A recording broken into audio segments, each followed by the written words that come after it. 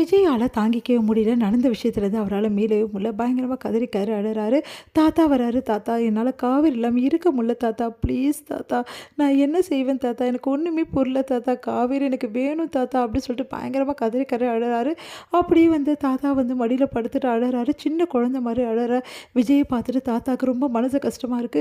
"கவலைப்படாதப்பா. காவேரி சீக்கிரம் வருவா. காவேரி ஏன் தாத்தா புரிஞ்சுக்கவே மாட்டேங்கிறா?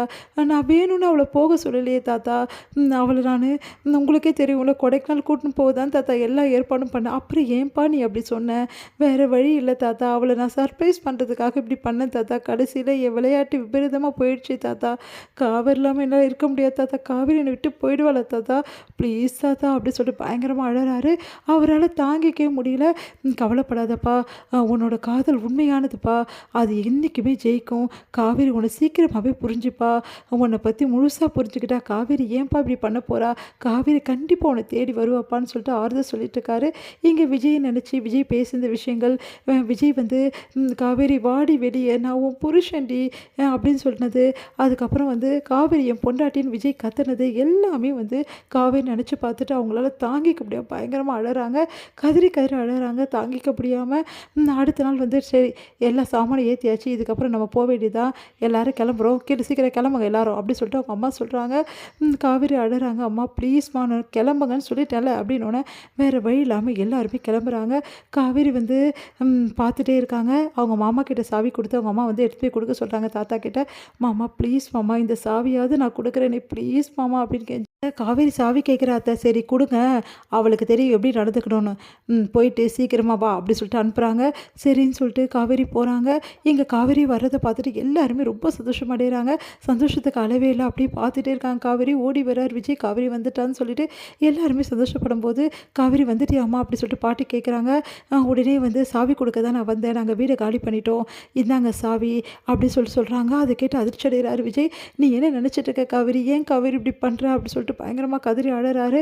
"போதும் விஜய், பேசுனதெல்லாம் போதும். ப்ளீஸ் எதுவுமே பேசாதீங்க, விட்டுருங்க. இதுக்கப்புறம் நீங்கள் சொன்ன மாதிரி அக்ரிமெண்ட் போட்டேன்.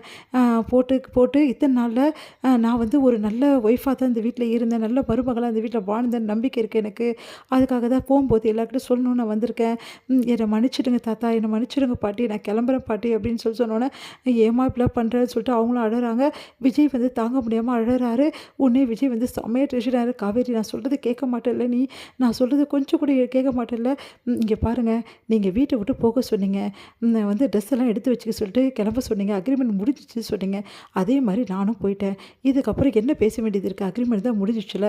அப்போது அக்ரிமெண்ட் முடிஞ்சால் நம்ம கூட எல்லாமே முடிஞ்சிச்சா காவேரி?" அப்படின்னு அமைதியாக இருக்காங்க. "சொல்லு காவேரி." "ஆமாம் முடிஞ்சிச்சு, எல்லாமே முடிஞ்சிச்சு. அதை நான் சொல்லலை, நீங்கள் மட்டும் தான் சொன்னீங்க" அப்படின்னோடனே, "காவேரி ப்ளீஸ் காவேரி, நான் வேணும்னு பண்ணல காவேரி. நான் பண்ணதுக்கு காரணம் இருக்குது காவேரி.